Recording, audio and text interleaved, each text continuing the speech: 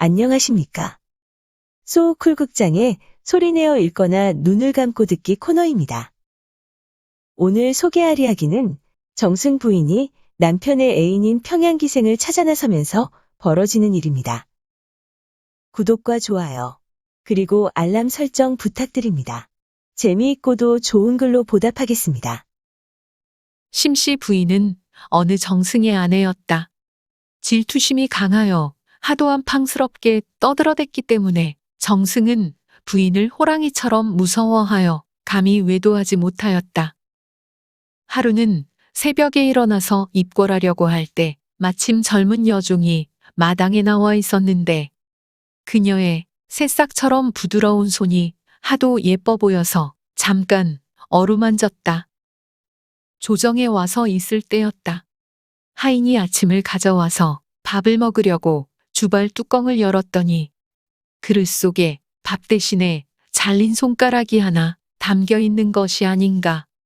정승은 얼마나 놀랐는지 숨이 탁 막혔다. 아마 남편이 여종의 손을 어루만진 것을 알고 아내가 잘라보낸 것이리라. 평소 그런 일이 자주 있었으므로 모든 식구는 조마조마하여 책이나 잡히지 않을까 하고 늘 불안에 떨었다.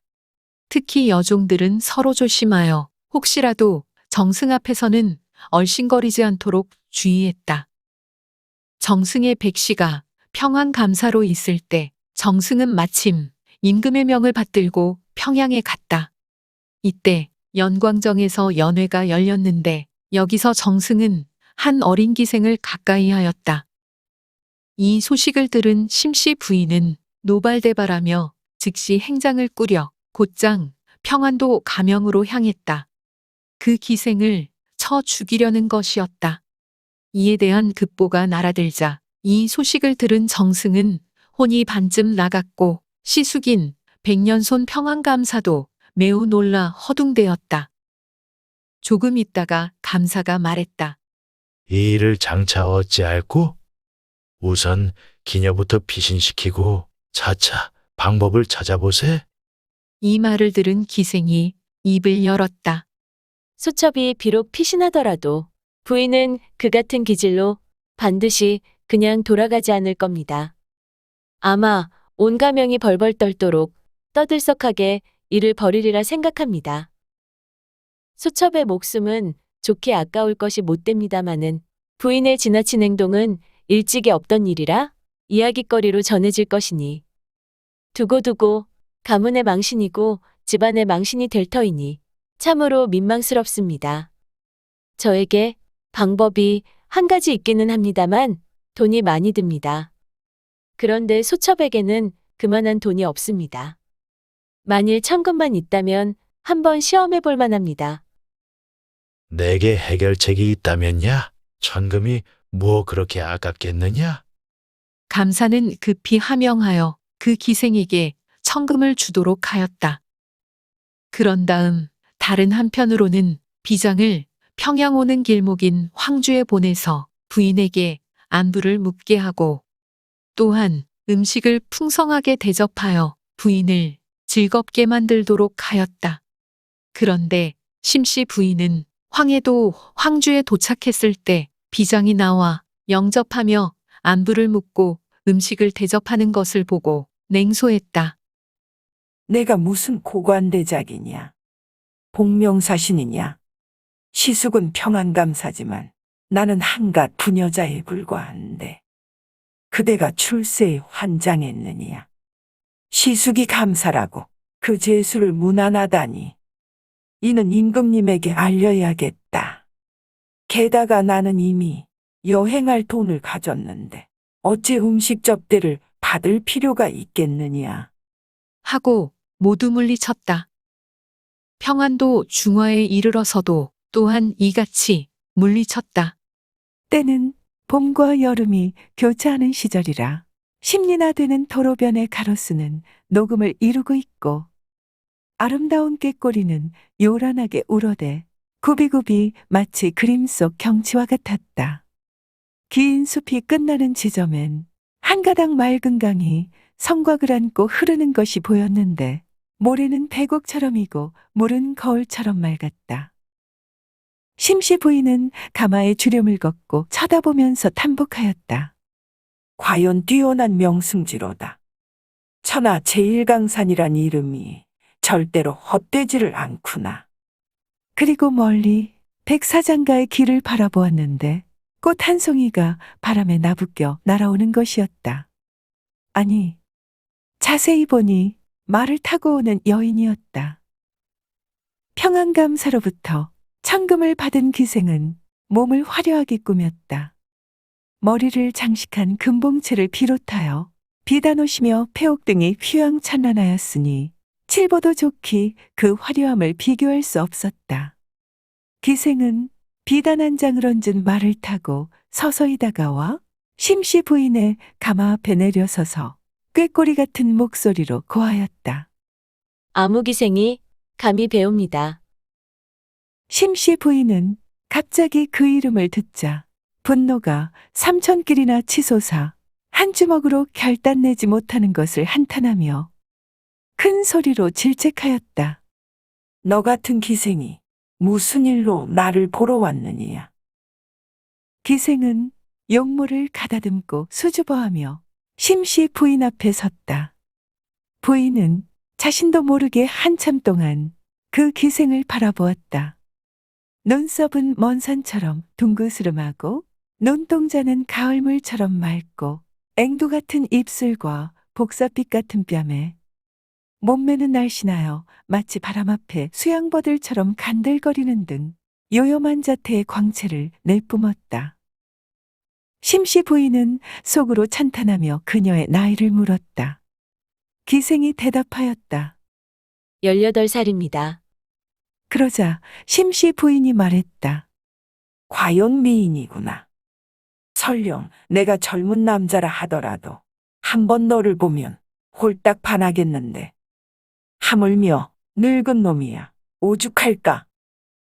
우리 집 영감의 외도에 내가 몹시 격앙했지만 평양 오는 길에 가만히 생각해 보니 내가 영감을 사랑하고 좋아해서가 아니라 누가 내 것을 건드려서 그만 성질이 났더구나. 그런데 지금 너의 젊고 이쁜 모습을 보니 우리 영감이 너무 초라하고 불쌍하다. 내 것이 초라하니 내 마음이 안 좋다. 내 것을 건드려 몹시 화가 났지만 잠시 빌려주마.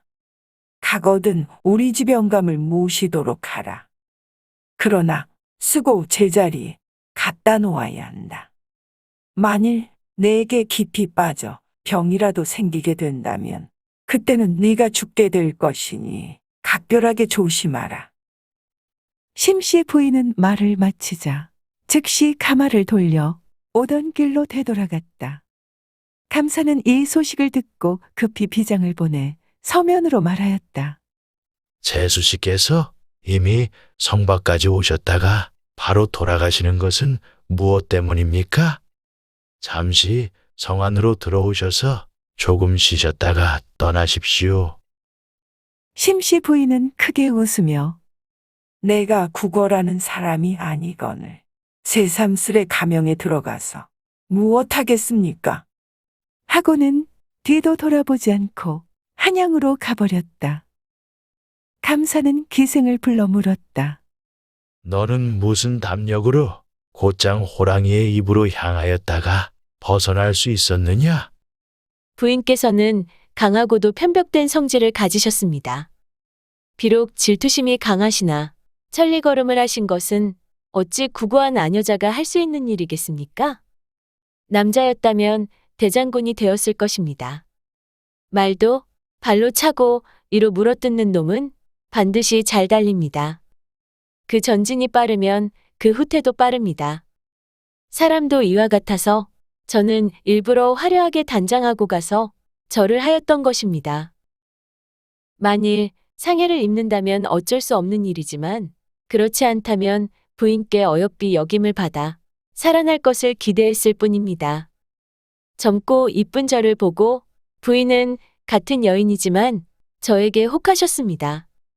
그러고 패배를 직감하셨을 것입니다. 부인도 한때 내로라 하는 미인이었겠지만 누가 세월을 이기겠습니까? 하지만 저희 같은 것들이야 한때 바람일 뿐 아닙니까?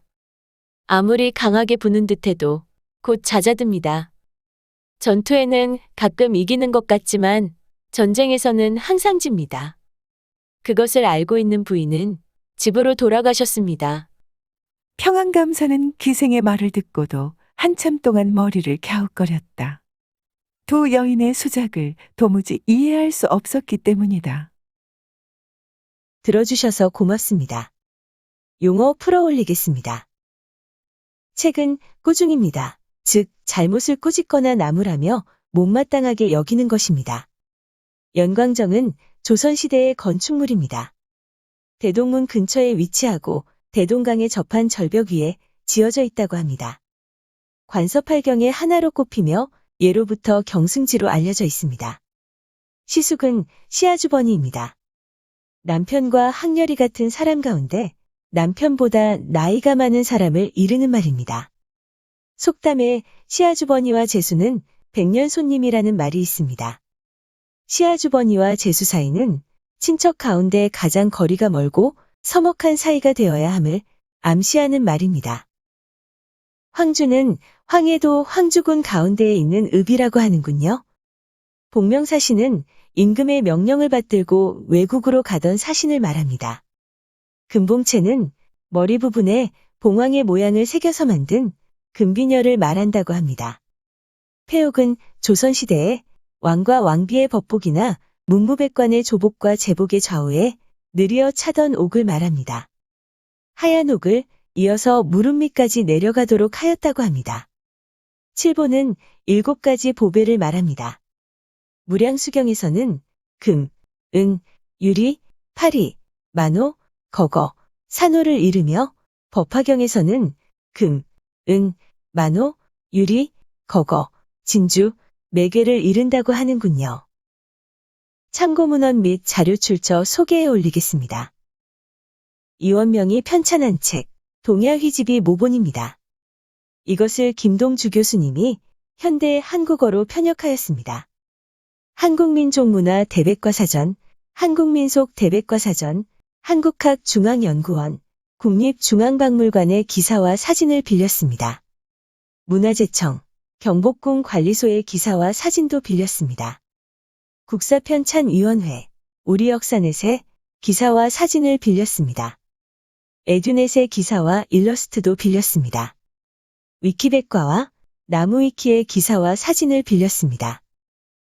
현대화가 운하영의 책, 흑요석이 그리는 한복이야기에서 그림 몇 점을 빌렸습니다. 현대화가 박연옥의 책, 한국의 미인도와 조선의 여류시인 미인도에서 그림 몇 점을 빌렸습니다. 조선시대 화가 신윤복, 김홍도 그리고 김중근의 그림 몇 점을 빌렸습니다. 123RF, 핀터레스트, 크라우드 픽 그리고 픽스타의 사진과 일러스트를 빌렸습니다. 소쿨극장은 일주일에 3번, 매주 화요일, 목요일 그리고 토요일 오전 10시 전후에 이야기를 올립니다. 다음에 만날 때까지 안녕히 계셔요. 고맙습니다.